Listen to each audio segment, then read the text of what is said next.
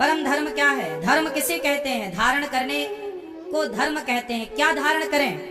शराब को धारण कर लें कि गांजा को धारण कर लें कि चरस को धारण कर लें कि पराई स्त्री को धारण कर लें, या तो सत्य को धारण करें, परमार्थ को धारण करें, सेवा को धारण करें। धारण तो सब किया जा सकता है, सब धारण कर लो। शराब भी धारण कर सकते हैं आप। क्या धारण करें? सद असत दो चीजें हैं शास्त्र में। सद वस्तु को ग्रहण करो, असद वस्तु का त्याग करो। क्या धारण करें, क्या धारण ना करें, क्या स्वीकार करें, क्या स्वीकार ना करें, क्या बोलें, क्या ना बोलें, क्या देखें, क्या ना देखें, कहां जाएं, कहां ना जाएं, क्या खाएं, क्या ना खाएं, ये विचार है। क्यों भैया बताओ, क्या बोलें, क्या ना बोलें? बोलो, सत्यम ब्रूयात प्रियम ब्रूयात। सत्य बोलो, नहीं असत्य समपातक पुंजा। असत्य ना बोलो, सत्य बोलो, असत्य ना बोलो। क्या देखें? भगवान को देखो, भगवान के भक्तों को देखो, अच्छे कार्य देखो, बुरे कार्य ना देखना, पाप हो जाएगा। बता है आपको पाप कहां से होता है? आंखों से भी पाप होता है। क्यों? आप बताओ, आंखों से पाप होता है कि नहीं? क्या होता है बताओ? आंखों से कौन सा पाप आंखों से है? क्या है पाप आंखों का? क्या देखना पाप है? हैं? तो पराई स्त्री बाजार में जाओगे तो बहुत मिलेंगी, आंखें में पट्टी बांध के जाओगे क्या? हाँ, यहाँ ये मेंशन करना पड़ेगा, पराई नारी को गलत दृष्टि से देखना पाप है। पराई नारी को देखना पाप नहीं है, पराई नारी को गलत भाव से देखना पाप है। पराई नारी को माता के रूप में देखना पुण्य है, पराई नारी को बहन के रूप में देखना पुण्य है, पराई नारी को बेटी के रूप में देखना पुण्य है, पर पराई नारी को भोग के रूप में देखना पाप है। गलत दृष्टि रखना पाप है। ये आंखों का पाप है। ये कहां का पाप है? दृष्टि का। इसलिए आंखों से भी पाप होता है भैया। भीष्म पितामह से पाप हो गया आंखों से। कहां से पाप हुआ? भीष्म पितामह इतने बड़े विद्वान योद्धा, इतने बड़े भक्त, पाप हो गया कहां से? आंखों से। क्या पाप हुआ? द्रौपदी के कपड़े उतरते हुए आंखों से देख लिए। पराई नारी के कपड़े उतरते हुए यदि आप देख रहे हैं, ये भी तो पाप है, नहीं है? और आपकी सामर्थ्य है, आप चाहें तो बचा सकते थे। पितामह चाहते तो एक तलवार उठाते, एक धनुष उठाते, एक बाण मारते, दुशासन का खेल खत्म। पितामह के बाणों का कोई सामना थोड़ी कर सकता था, पर पितामह देखते रहे। जितनी देर देखे, जितने मिनट देखे, उतनी कहा जाता है कि भीष्म पितामह ने 52 मिनट तक ये सब देखते रहे। इसलिए 52 दिन तक बाणों की सैया में लेटना पड़ा भीष्म पितामह को। एक एक मिनट 24-24 घंटे के रूप में भीष्म पितामह को 52 दिन बाणों की सैया पर लेटना पड़ा। क्यों? क्योंकि 52 मिनट तक ये सब देखते रहे। द्रौपदी चिल्लाती रही, बचाओ बचाओ बचाओ। देखना भी तो पाप है ना साहब। इसलिए आंखें हैं, इसका मतलब ये नहीं कुछ भी देखोगे। आंखों को भगवान के चरणों में लगाओ। भगवान कितने सुंदर हैं, भगवान को देखो। देखो भगवान श्रीमन नारायण लक्ष्मी नारायण को देखो, ऊपर मंदिर में कितने सुंदर हैं। राजा रामचंद्र भगवान को देखो कितने सुंदर हैं। गौरी गोपाल भगवान को देखो कितने सुंदर। देखना ही है तो भगवान को देखो कितने सुंदर है। भगवान से सुंदर कोई होगा? इसलिए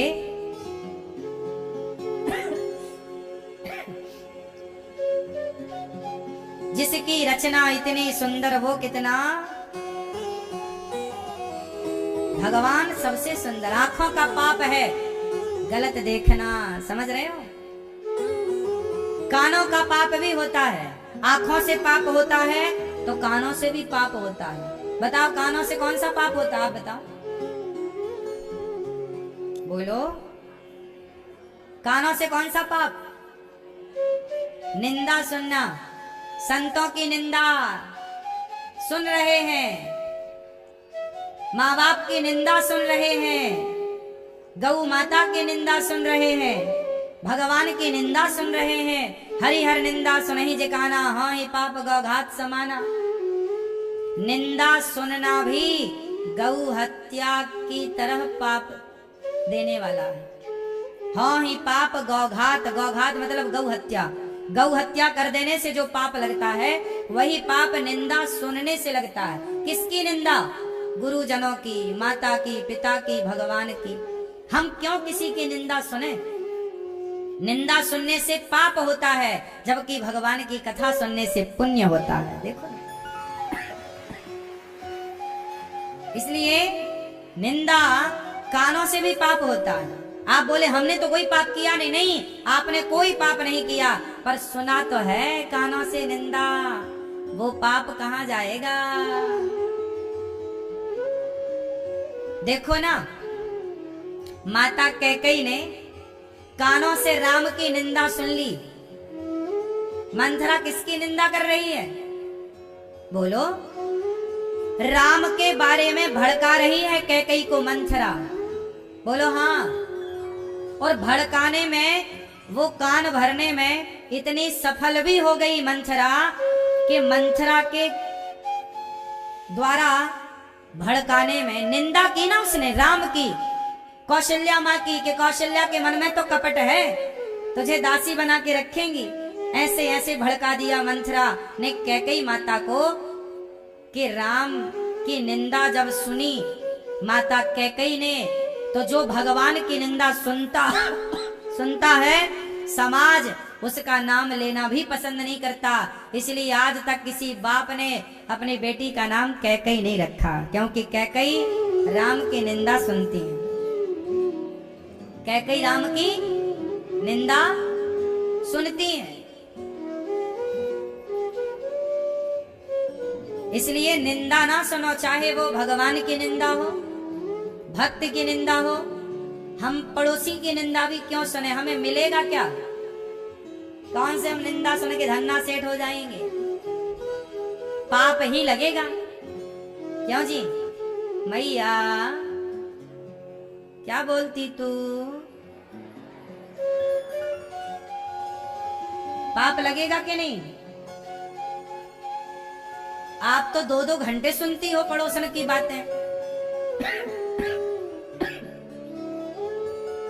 मत कानों को बंद कर लिया करो जब कोई फिजूल की बात करे, केवल भगवत चर्चा। भैया भगवान की बातें करो, क्यों निंदा करते हो किसी की? वो होगा, चलो कोई बुरा है बुरा, कोई पड़ोसी बुरा है, कोई व्यक्ति बुरा है, परिवार में बुरा है, तो बुरी व्यक्ति की हम क्यों बातें करें? हम बातें बुरे व्यक्ति की करेंगे तो हमारे भीतर बुरे व्यक्ति के ही तो गुण आएंगे। हम जिसके बारे में बात करते हैं उसी के गुण हमारे भीतर आते हैं। इसलिए सदा भगवान की और भगवान के भक्तों की और संतों की बातें करनी चाहिए, ताकि हमारे भीतर भी भक्तों के, भगवान के, संतों के गुण आए, हमारा हृदय भी शुद्ध हो, पवित्र हो। यदि आप किसी गलत व्यक्ति के बारे में बात करेंगे तो उसके गुण आपके अंदर आएंगे। आज वो बुरा है, कल आप भी बुरे हो जाएंगे। इसलिए कानों से भी पाप होता है, आंखों से भी पाप होता है, कानों से भी पाप होता है, और वाणी से भी पाप होता है। कहां से पाप होता है? बोलने से भी पाप होता है। क्यों मैया? बोलने से पाप होता है कि नहीं? क्या बोलना पाप है? हाँ बोलो, क्या बोलना पाप है? हाँ? भाई को भाई से लड़ा देना अपनी वाणी से, ये पाप है। पति को पत्नी से दूर कर देना भड़का करके, बोल करके, ये पाप है। किसी की बेटी के विवाह में विघ्न कर देना बोल करके, लोग ना भड़का देते हैं, ये बहुत बड़ा पाप है। गाय का पता पूछ रहा है कसाई कि मेरी गाय गई है, बताओ किस तरफ गई है? तो आपने बोल कर कह दिया वहां खड़ी है, देखो वो चल रही है। आपका ये बोल देना भी पाप हो गया। कसाई जाएगा, गैया पकड़ेगा, काट देगा। बोलना भी पाप है साहब। इसलिए कहता हूं ज्यादा से ज्यादा चुप रहो। ज्यादा से ज्यादा चुप रहो। लोग कुछ भी बोलते हैं, बोलो यदि पहले तुम तौलो, फिर मुख को खोला करना। पुष्प नहीं बन सकते हो तो कांटे बनकर मत रहना। बोलने के पहले अपने शब्दों को तराजू में रखकर तौल लेना चाहिए कि मेरे शब्दों में वजन कितना है। सस्ते शब्दों का प्रयोग नहीं करना चाहिए, शब्दों से रिश्ते टूट जाते हैं। बोलो हाँ। इसलिए शब्दों में वाणी से भी पाप होता है। गलत बोलने से बचो, कुछ भी बोलने से बचो। हर जगह हर बात का जवाब ना दो। जगह जरूरी नहीं है कि आप बोलते ही रहें, उत्तर सबका क्यों देना है, ना दो। समय सबको उत्तर देता है, समय सबको, आप उत्तर ना दीजिए। जब तुझसे ना सुलझे तेरे उलझे हुए धंधे, तब भगवान के इंसाफ पे छोड़ दे ए बंदे। वही तेरी मुश्किल आसान करेगा, जो तू ना कर सका वो भगवान करेगा। छोड़ दो भगवान पर, चिंता क्यों करते हो, जवाब ना दो। ये दास अनिरुद्ध है ना, हम जवाब नहीं देते। कोई हमें गाली दे, कोई हमारा कुछ भी कहे, हम कभी प्रत्युत्तर नहीं देते। भैया कुछ भी आप कह रहे हो कह लो, हम क्यों जवाब दें। जवाब देने वाले भगवान है सबको, मैं क्यों जवाब दूं। रावण ने सीता मैया को चुराया। सीता मैया चाहती तो रावण को भस्म कर देती, नहीं कर सकती थी, जगत जननी है वो। हनुमान जी लंका गए, चाहते तो रावण को मार देते हनुमान जी, लेकिन हनुमान जी बोले, सीता मैया सोची कि जो काम राम है करने के लिए वो हम क्यों करें, थोड़ा इंतजार कर लो। सब्र का फल मीठा है। सीता मैया भी एक दृष्टि आंख उठाकर देख लेती तो भस्म हो जाता, श्राप दे देती जल जाता। क्या नहीं हो सकता था भाई। लेकिन जब राम को करना है तो हम क्यों करें, हम अपना काम करें। भगवान ने हमें समाज की सेवा के लिए भेजा है। भगवान ने हमें संसार में समाज की सेवा के लिए भेजा है। दंड देने का काम अनिरुद्धाचार्य का नहीं है। आप गलत करो, सही करो, फल भगवान देंगे। मैं केवल आपकी सेवा कर सकता हूँ, मैं आपको दंड देने का अधिकार नहीं रखता। दंड देने का अधिकार ईश्वर के पास है। इसलिए मैं किसी को थप्पड़ क्यों मारूं, मैं किसी को गाली क्यों दूं, मैं किसी को रे बे कह के क्यों पुकारूं, मैं क्यों अपने शब्दों से किसी का दिल दुखाऊं। मैं तो सदा आपका भला सोचूं, आपकी सेवा करूं। आप बताओ, वृंदावन आते हो आप लोग, कोई 2 दिन के लिए आता है, कोई 7 दिन के लिए आता है, कोई 5 दिन के लिए आता है, कोई 10 दिन के लिए आता है। आप लोग आते हो फिर चले जाते हो। आप 2-4 दिन के लिए ही तो आए हो, 7 दिन के लिए तो आए हो। अब मैं आपसे लड़ूं क्यों। मुझे पता है कि आप आए हो चले जाओगे, तो मैं आपसे अच्छे से बात करूं, प्रेम से बात करूं। 2-4 दिन के लिए तो आप आए ही हैं, मैं आपसे लड़ूं क्यों, लड़के पाऊंगा क्या। ऐसे ही संसार का नियम है कि संसार में व्यक्ति कम दिनों के लिए आया है। हम सब 100 वर्ष के लिए आए हैं, ज्यादा से ज्यादा 100 वर्ष तो कोई जी ना पाएगा। 80 मान लो, 90 मान लो, हम सबकी यात्रा 80-90 साल की है लगभग। बात सही है कि गलत है। आप कितने साल जियोगी मैया, मैया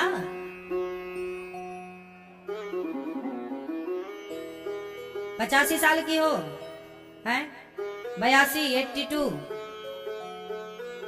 83, अभी और कितना जियोगी।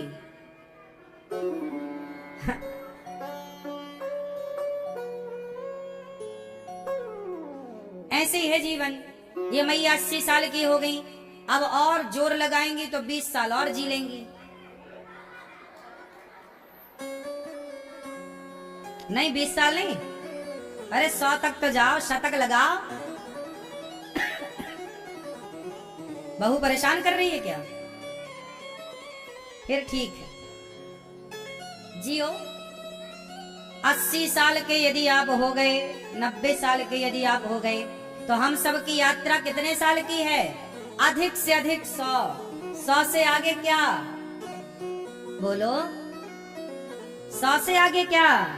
तो ये जीवन बहुत बड़ा नहीं है, गई बहुत थोड़ी बची, आपकी चली गई बहुत, अब बचा कितना है?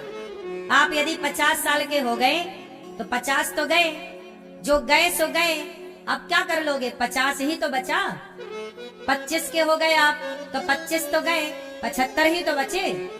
यदि मैं 100 का हिसाब लेकर चलूं तो 25 की आपकी आयु आज हो गई, 20 साल के आप हो गए तो 80 ही तो बची। और 80 साल की ये मैया बैठी हैं, तो 80 साल में इन्होंने क्या पा लिया? और आप 50 में क्या पा गए?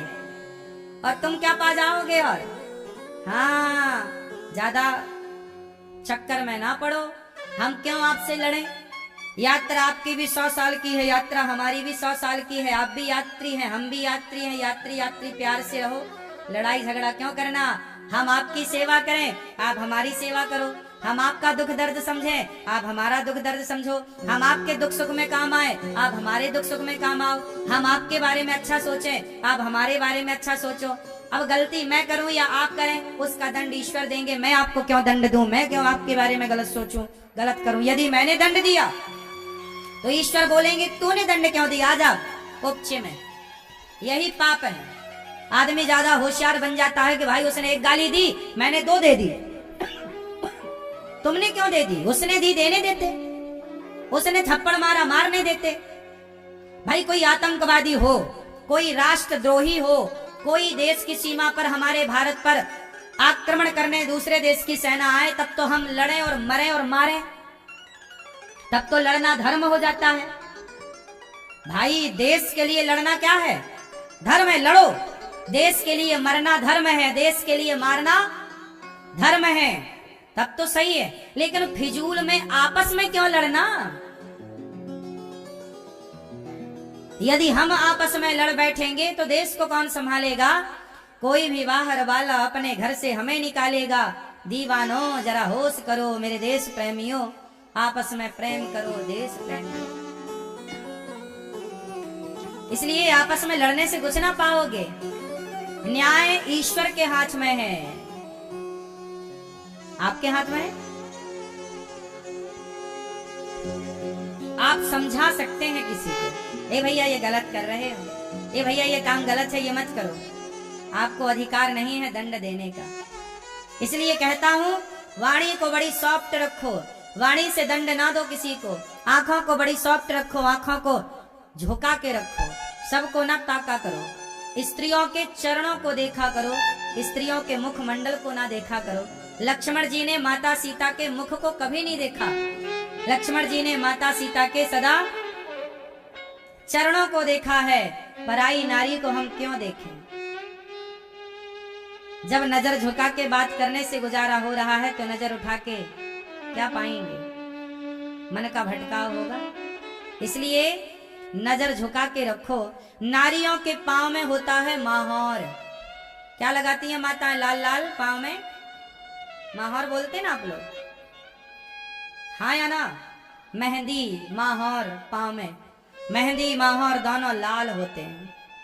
स्त्री के चरण लाल होते हैं और स्त्री की आंखों में लगाया जाता है काजल, काजल काली होती है। यदि हम किसी स्त्री की आंखों को देखें तो उसके आंखों में काजल है, कालिख है, वो कालिख हमारे भीतर आ सकती है। इसलिए चरणों को देखा करो, क्योंकि चरण लाल हैं। और लाली तेरे लाल की जित देखूं तित लाल। लाली देखन मैं गई तो मैं भी हो गई। जब लाल लाल चरणों को देखोगे तो आपको उन चरणों में अपनी माँ का दर्शन होगा कि ये मेरी माँ के चरण हैं। दुर्गा का दर्शन होगा, राधा रानी के चरणों को देखो। जब भी आप दुर्गा जी को देखते हो ना, माँ भगवती सीता को, माँ भगवती राधा रानी के चरणों को, माँ के चरणों को ही देखा जाता है, पता है आपको? माँ के चरणों को देखो, माँ के चरण भी लाल लाल हैं।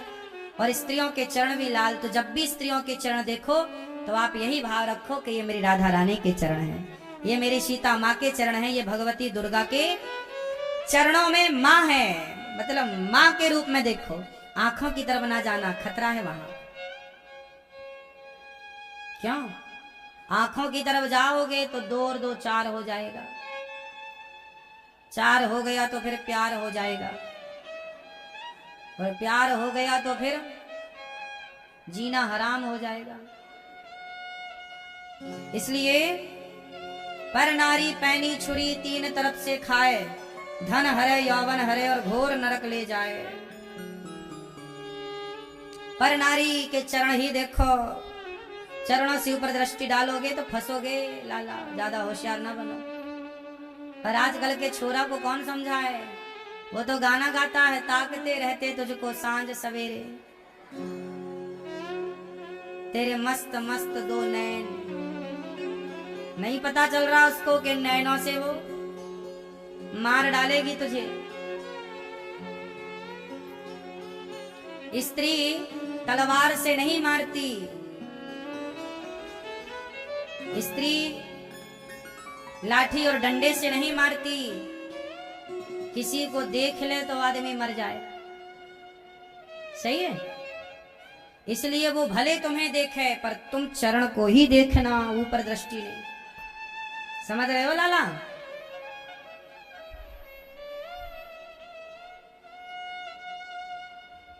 देखा तो था रावण ने, सत्यानाश हुआ कि नहीं?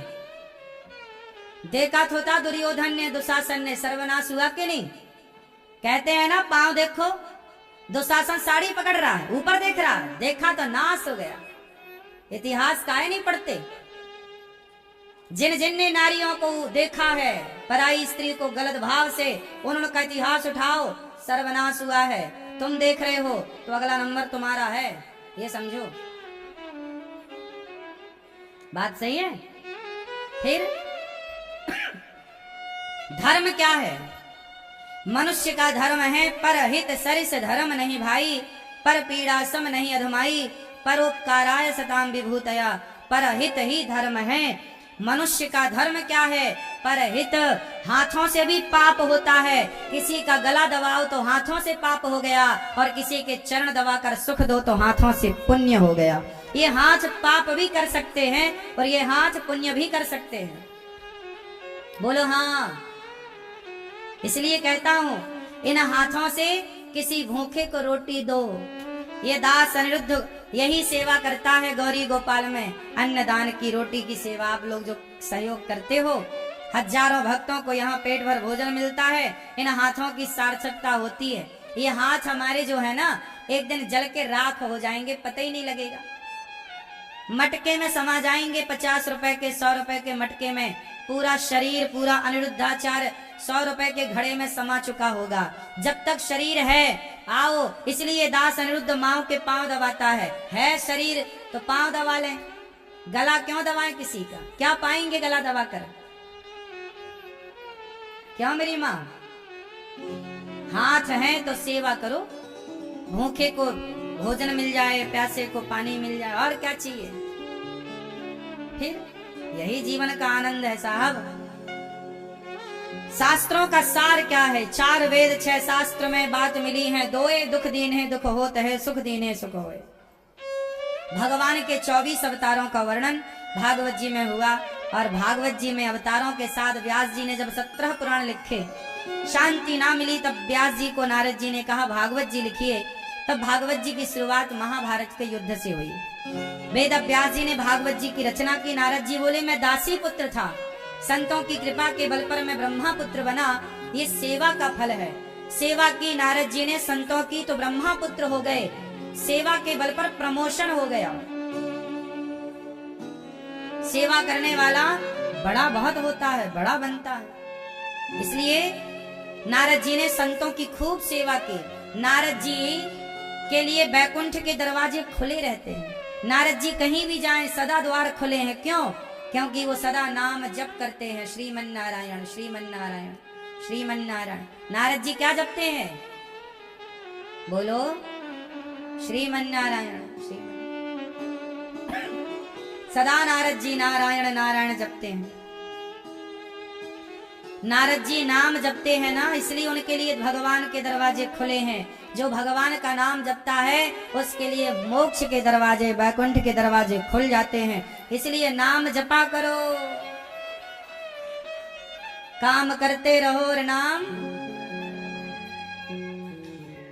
वेद व्यास जी ने महाभारत से भागवत जी की शुरुआत की। महाभारत किसने लिखी? वेद व्यास जी ने। कितने श्लोक हैं? 1,00,000 श्लोक हैं। महाभारत आप में से कितने लोगों ने पढ़ी है? पढ़ा करो। लोग कहते हैं, अफवाह फैलाए लोगों ने कि महाभारत पढ़ने से महाभारत होता है। ऐसी अफवाह में ना पढ़ो। महाभारत पढ़ने से महाभारत नहीं होता, क्योंकि ज्ञान होगा कि जो गलतियां इतिहास में हुई वो हमसे ना हो।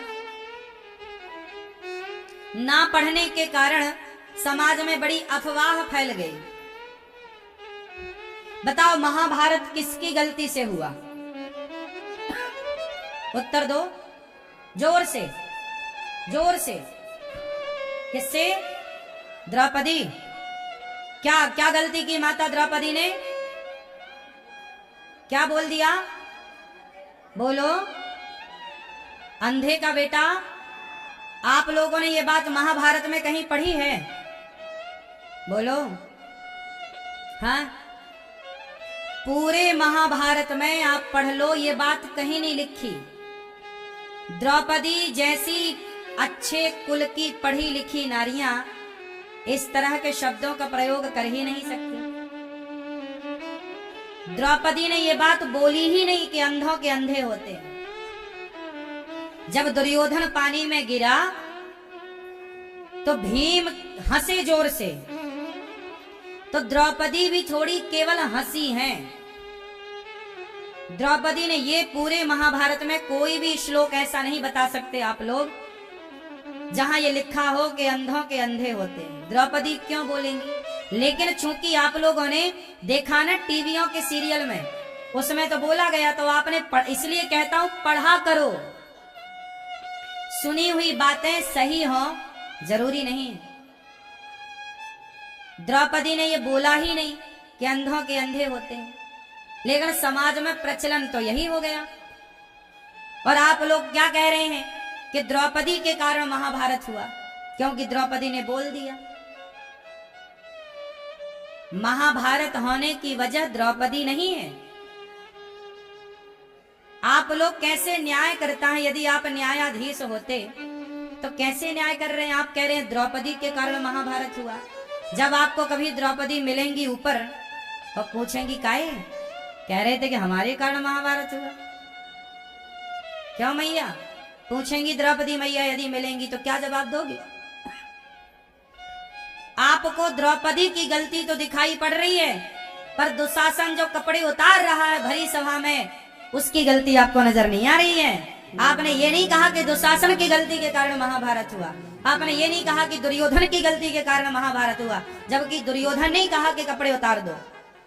आप कैसे हैं? आपको दुर्योधन की गलती नजर नहीं आ रही? आप तो गांधारी हो गई मेरी माँ, आप तो धृतराष्ट्र हो गए। गलती करने वाला दुर्योधन है, कपड़े उतारने वाला दुशासन है, लेकिन आप गलती किसकी बता रहे हैं? द्रौपदी के कारण महाभारत हुआ। हाँ, वाह, अच्छा न्याय है आपका। मिलेंगी द्रौपदी माता तब करना बात। महाभारत क्यों हुआ? महाभारत हुआ धृतराष्ट्र की गलती से। क्यों? क्योंकि धृतराष्ट्र राजा है। उस समय का राजा कौन था? और वो राजा वहां वर्तमान में उपस्थित था, और राजा के सामने जुआ का खेल हुआ। राजा के सामने दुर्योधन ने कहा कि जाओ दुशासन द्रौपदी को लाओ। राजा के सामने दुर्योधन ने आदेश दिया कि द्रौपदी के कपड़े उतार दो। तब क्या राजा को नहीं रोकना चाहिए? ए बेटा, ये क्या कर रहा है? तेरी भाभी लगती है, वो रिश्ते में कपड़े उतार रहा है, क्या नहीं बोलना चाहिए? लेकिन जब राजा अंधा हो और राजा मूर्ख हो, जब राजा पराई नारी के, द्रौपदी चिल्लाती रही, राजा रक्षा करो, महाराज रक्षा करो। कैसा राजा था कि प्रजा चिल्ला रही है कि बचाओ बचाओ, और राजा रक्षा नहीं कर रहा है। लेकिन आप गलती किसकी बता रहे हैं? द्रौपदी की। इसलिए इस देश में बेटियों के साथ बलात्कार होता है और बाद में उस बेटी को ही दोषी ठहरा दिया जाता। अरे तुम तो थी ही ऐसी। क्योंकि वो मानसिकता आज भी समाज के भीतर है। आप लोग भी गलती द्रौपदी की ही बता रहे हैं महाभारत में। इसलिए बहुत सारे जज भी बलात्कार जैसे लड़की के साथ होता है ना, वकील इतना पढ़ा लिखा होता है कि उस लड़की को ही दोषी करार दिला देता है। जिसका बलात्कार हुआ उसी का दोष हो, समाज बता देता है। क्या करो भाई, ऐसे ही है। कपड़े उतरे द्रौपदी के, अपमान हुआ द्रौपदी का, चिल्लाई वो, चीखी वो, जिम्मेदार भी आप उसी को कह रहे हैं। इसलिए कहता हूं, अच्छे से पढ़ो, अच्छे से सुनो, न्याय करो, न्याय, अन्याय ना। पूरे महाभारत में सबसे बड़ी गलती है राजा की। राजा के सामने सारा पाप हुआ, क्यों चुप रहा? इसलिए चुप रहा क्योंकि धृतराष्ट्र को ज्यादा लाड़ था, प्यार था, मेरा दुर्योधन, मेरा दुर्योधन। जब जरूरत से ज्यादा पुत्र मोह होता है ना, तो सर्वनाश होता है। पुत्र मोह का मतलब ये नहीं कि तुम्हारा औलाद, तुम्हारा बेटा है, तुम्हारी औलाद है तो कुछ भी करेगा, कुछ भी करो। मतलब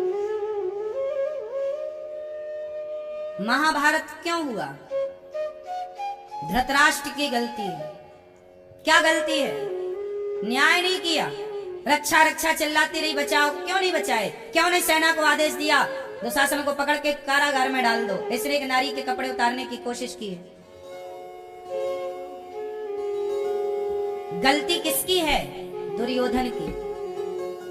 दुर्योधन को इतना लालच आ गया कि मेरी संपत्ति तो मुझे मिले, पांडवों की संपत्ति भी मैं हड़प लूं। इंद्रप्रस्थ पर भी कब्जा कर लिया जुआ खेलकर। गलती है भीष्म पितामह की। जब ये सब कुछ हो रहा था तो आप चुपचाप क्यों बैठे थे?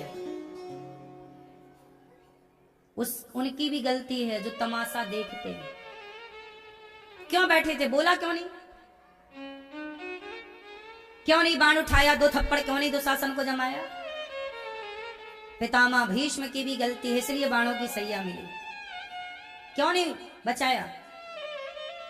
गलती माता गांधारी की भी है। ये वही गांधारी माँ है, दुर्योधन से कहती है कल तू कपड़े उतार के आ जाना, मैं आंखों की पट्टी हटाऊंगी, तुझे देखूंगी, तेरा शरीर वज्र का हो जाएगा, फिर तुझे कोई मार नहीं सकता। वाह गांधारी माता, अपने बेटे से बड़ा प्यार करती हो, पर तुम्हारा ही बेटा दूसरे की बेटी के कपड़े उतारे तब तुम्हें दर्द नहीं होता। अपना बेटा बेटा है और दूसरे की बेटी की कोई कदर ही नहीं है। वाह गांधारी माँ, वाह।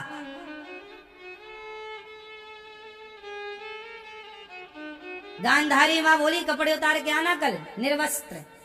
दुर्योधन हम तुम्हें देखेंगे, हमारी शक्ति इतनी है कि हम जिसे देख देंगी वो वज्र का हो जाएगा। दुर्योधन आया भी, वो तो रास्ते में भगवान मिल गए। कहाँ जा रहे हो? कपड़े उतार के। बोले माँ से मिलने। अरे इतने बड़े हो गए हो, माँ से ऐसे मिलोगे? डिंग डोंग, कुछ तो ढक लो।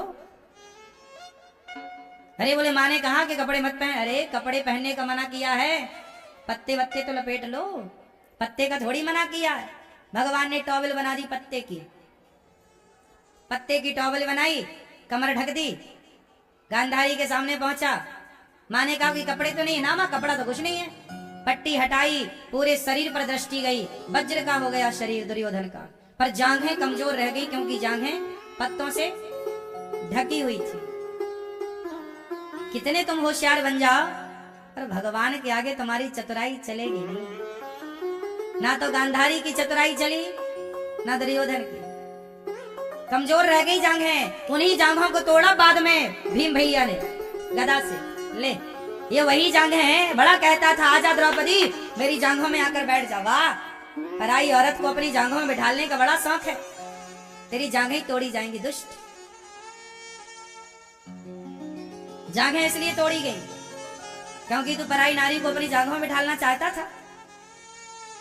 गांधारी मां कह रही है कपड़े उतार के आना। गांधारी मां ने दुर्योधन को बचाने की कोशिश की पर द्रौपदी को बचाने की कोशिश नहीं की, इसलिए जिम्मेदार गांधारी भी है। गांधारी इसलिए जिम्मेदार है कि तुम्हारा बेटा दुर्योधन है। कैसा नालायक तुम्हारा बेटा है, भरी सभा में एक नारी के कपड़े उतार के अपमान कर रहा है। कैसे संस्कार दिए हैं माता गांधारी ने। बेटा बिगड़ेगा तो माँ बाप से सवाल तो बनेगा ना, सवाल पूछा जाएगा। इसलिए कहता हूं मैया आपका बेटा आपकी दौलत है। यदि बच्चे बिगड़ते हैं ना तो बच्चों की भी गलती होती है पर माँ बाप की भी गलती होती है। जब वो बिगड़ रहे थे, जब वो गलत रास्ते पर जा रहे थे, तब क्यों नहीं समझाया, तब क्यों नहीं सही शिक्षा दी, तब क्यों नहीं सही मार्गदर्शन किया।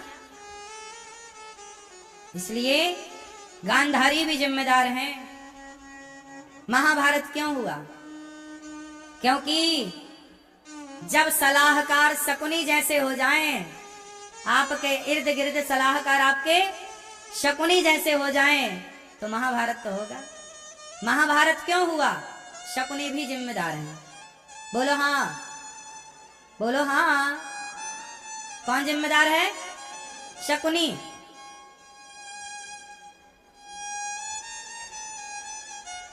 मुझे पूरे महाभारत में द्रौपदी कहीं भी जिम्मेदार नजर नहीं आई। यदि आप जरा से हंसने को ही जिम्मेदारी मान रहे हो तो वो अलग विषय है, लेकिन मुझे नहीं लगता कि द्रौपदी ने कोई बहुत बड़ी गलती कर दी हो। भाई कोई भी गिरता है तो सामान्य तौर पे हंसी तो आई जाती है, ये तो स्वभाव है सबका। कोई भी जरा गिर जाए ना और कोई चलते चलते जरा लुढ़क जाए तो आदमी हंसी देता है। भले बाद में पता चला कि उसे चोट लग गई तो बाद में सहानुभूति हो, लेकिन ये स्वभाव है। अभी यहाँ चलते चलते कोई गिर जाए तो आप सब हंसने पड़ेंगे। इसमें दोष किसका है? ये तो स्वभाव है और उसी स्वभाव का परिचय द्रौपदी ने दिया। क्यों जी? बोला कुछ नहीं था द्रौपदी ने। द्रौपदी को तो बदनाम करने के लिए लोगों ने ये शब्द घुसा दिया सीरियलों में कि अंधों के अंधा होता। ये कुछ नहीं लिखा महाभारत में।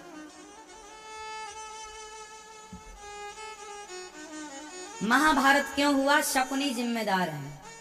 शकुनी भी जिम्मेदार है कि नहीं? गलत सलाह दी भांजी को। शकुनी तो कसम खा के आया था कि मैं कौरवों का सत्यानाश करूंगा। क्यों जानते हो? शकुनी की बहन का नाम क्या है? गांधारी। गांधारी अंधी नहीं है। गांधारी अंधी नहीं है। गांधारी को जबरदस्ती भीष्म पितामह ने कहा कि गांधारी तुम्हें धृतराष्ट्र से विवाह करना होगा, तो गांधारी ने स्वीकार कर लिया। परंतु शकुनी और शकुनी के इनके पिता गांधार नरेश राजा गांधारी के पिता ने स्वीकार नहीं किया। अच्छा, उन्हें लगा कि भाई हमारी बेटी तो अच्छी है पर हम अपनी बेटी का ब्याह अंधे से क्यों करें। तो गांधारी का भाई शकुनी और गांधारी का पिता गांधार नरेश दोनों तैयार नहीं थे, पर भीष्म पितामह ने जबरदस्ती। बाद में गांधारी की इच्छा हो गई और गांधारी ने विवाह किया अपनी मर्जी से, जबरदस्ती नहीं। लेकिन ये बात ना शकुनी को बड़ी अंदर तक चली गई कि तुमने मेरी बहन का जीवन बर्बाद किया है एक अंधे के साथ, मैं तुम्हारा सर्वनाश करके रहूंगा। कसम खा ली गांधार नरेश ने। जब शकुनी का पिता मरा तो शकुनी के पिता जब मरे तो शकुनी के पिता को सिद्धि थी। उस सिद्धि के तहत शकुनी के पिता ने शकुनी से कहा कि शकुनी तुम मेरी हड्डियों के पासे बनाना। जो पासे फेंके गए थे ना महाभारत में, जुआ हुआ ना, पासे फेंके गए, वो पासे शकुनी के पिता की हड्डियों के बने पासे थे और वो पासे शकुनी के पक्ष में ही जाते हैं क्योंकि वो सिद्ध पासे थे। उनके पिता की हड्डियों से बने पासे थे। उन्हें सिद्ध किया गया था कि शकुनी जो चाहेगा वही अंक लाएगा ये पासे। इसलिए वो पासे लिए बैठा था शकुनी, कम मौका मिले। और ये पूरा जुआ का जो पूरा षड्यंत्र है ये शकुनी का रचा हुआ है। ये जुआ का षड्यंत्र किसका था? पांडव लोग तो जुआ कभी खेलते ही नहीं थे। धर्मराज युधिष्ठिर तो जुआ, यदि जुआ खेलते तो कुछ खेलने का जानते, कुछ दाव तो जीतते। इसका मतलब इन्हें खेलने का कोई अनुभव नहीं था, क्योंकि खेलते ही नहीं थे। धृतराष्ट्र ने कहा, युधिष्ठिर जरा दुर्योधन की खुशी के लिए थोड़ा जुआ खेल लो। तो बाप की बात रखने के लिए पिता तुल्य बड़े पिताजी, पांडवों के बड़े पिता है ना धृतराष्ट्र, पांडु के पुत्र हैं पांडव। पांडु और धृतराष्ट्र सगे भाई हैं, मां अलग अलग हैं, बाप एक है, वेद अभ्यासी। इसलिए वो पासे में खेल हो गया और महाभारत का युद्ध हुआ। उस महाभारत के युद्ध में कौरवों का सर्वनाश हुआ। क्यों हुआ?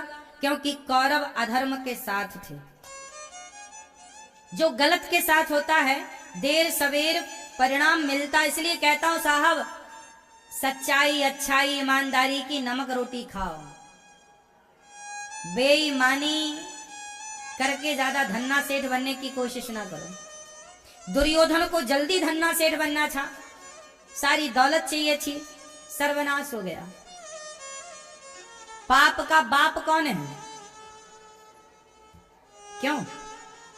पाप के बाप का नाम क्या है? मैया, मैया, भैया को जगा दो।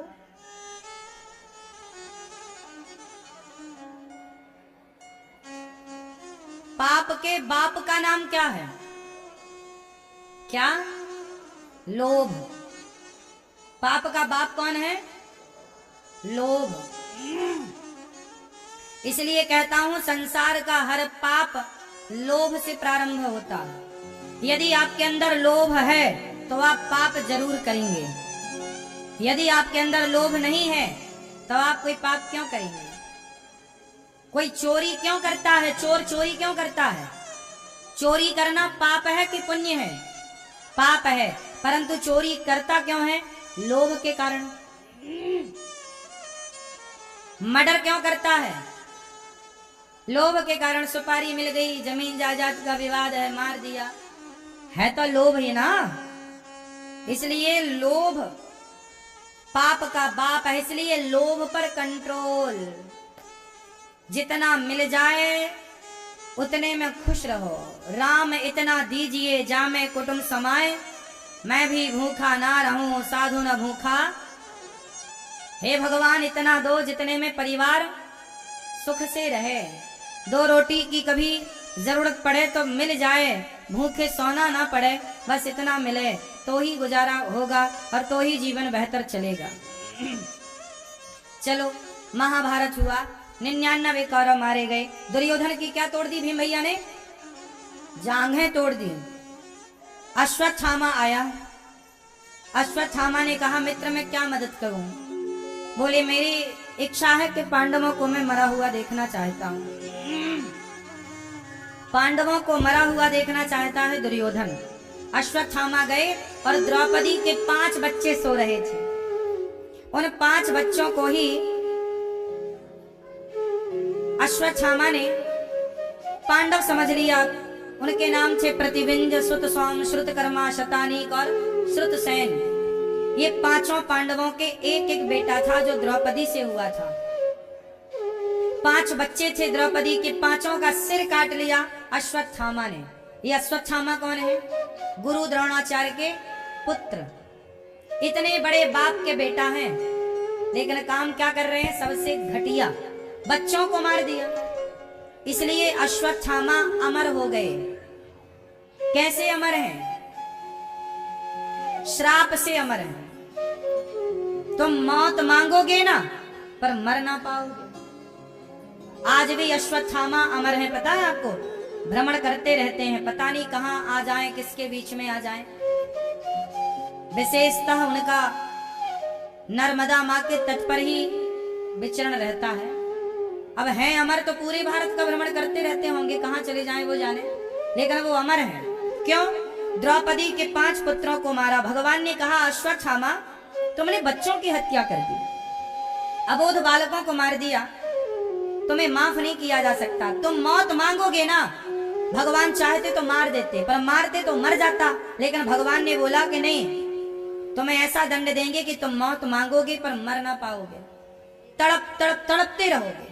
अश्वत्थामा के सिर की मणि निकालकर अपमानित करके, उसके सिर पे घाव है, भरा नहीं है।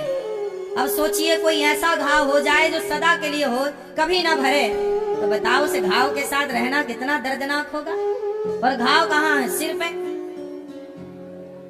मौत मांगते हैं अश्वत्थामा, पर मौत नहीं है। अश्वत्थामा ने क्या अपराध किया? बच्चों को मारा। इसलिए कभी बच्चों को नहीं मारना चाहिए। गर्भ के बच्चे को भ्रूण हत्या कर देते हैं लोग, पेट में ही बच्चे को, बेटा बेटी को मार डालते हैं। किसी बच्चे को ना मारो, किसी को ना मारो। क्यों मारना? क्यों मारना? क्यों मार के पाप के भागीदार? द्रौपदी के सामने लाकर खड़ा किया। अश्वत्थामा ने ब्रह्मास्त्र चलाया, दुर्योधन के सामने 5 सिर रखे, बोले ये पांडवनी पुत्र हैं। दुर्योधन तो मर गया। अश्वत्थामा को पकड़ने अर्जुन गए। अश्वत्थामा ने ब्रह्मास्त्र चलाया। अर्जुन ने भगवान से कहा, पाहि पाहि महायोगिन, कृष्ण कृष्ण महाबाहो, भक्तानाम भयंकर, त्वमेको दह्यमानानामपवर्गोऽसि संश्रते। हे कृष्ण, हे महाबाहो, हे श्याम सुंदर, रक्षा कीजिए प्रभु। भगवान ने कहा क्या हुआ? बोले अश्वत्थामा ने ब्रह्मास्त्र चलाया। भगवान ने कहा तुम भी चलाओ। अर्जुन ने ब्रह्मास्त्र चलाया, दोनों ब्रह्मास्त्र शांत हो गए। अर्जुन ने अश्वत्थामा को पकड़ा, द्रौपदी के समक्ष लाकर खड़ा कर दिया। द्रौपदी, आपके पुत्र का हत्यारा ये रहा, जो दंड देना है दे दो। द्रौपदी से कहा गया कि आप इसे मार दो। द्रौपदी बोली नहीं, मैं नहीं मार सकती। क्या इसे मार देने से मेरे मरे हुए पुत्र जीवित हो जाएंगे? देखो द्रौपदी बोली, मैं दंड क्यों दूं? दंड देगा विधाता। इसने मेरे पुत्रों को मारा है तो ये इसका पाप है, मैं इसे मारकर पाप क्यों लूं अपने माथे? द्रौपदी बहुत समझदारी का परिचय दे रही है ना, हम नहीं मारेंगे, हम दंड क्यों दें? दंड देगा विधाता। देखो द्रौपदी दंड देती तो कितना देती, भगवान ने दिया तो ज्यादा दिया। इसलिए कहता हूं तुम ना दंड दो, ईश्वर पे छोड़ दो। ईश्वर की लाठी में आवाज नहीं होती। द्रौपदी कितनी दया की मूर्ति है। तुलसी दया न छोड़िए, जब तक घट में प्राण, जब तक प्राण है तब तक दया ना छोड़िए। तुलसी दया ना छोड़िए, जब तक घट में, जब तक प्राण है तब तक दया करिए। दया धर्म का मूल है, पाप मूल अभिमान। तुलसी दया न छोड़िए, जब तक घट में प्राण,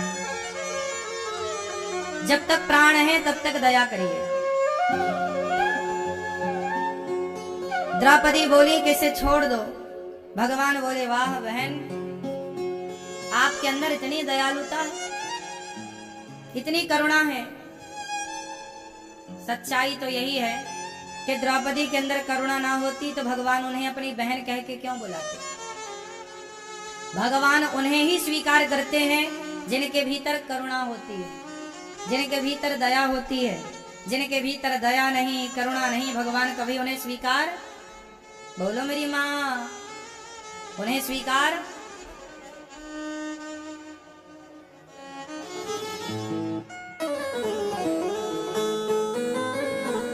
इसलिए द्रौपदी की तरह दयावान बनो, हम सबको बनना चाहिए। अच्छा बताओ, सबसे अधिक दया किसके भीतर होती है? किसके भीतर? हाँ? हाँ? सबसे अधिक दया भगवान के अंदर होती है, ये बात सही है। संसार में कौन है जिसके अंदर सबसे ज्यादा दया है? माँ। अच्छा, बाप के अंदर दया है कि नहीं है? पिता के अंदर दया है कि नहीं? दया तो पिता के अंदर भी होती है, पर नंबर ले जाती है माँ।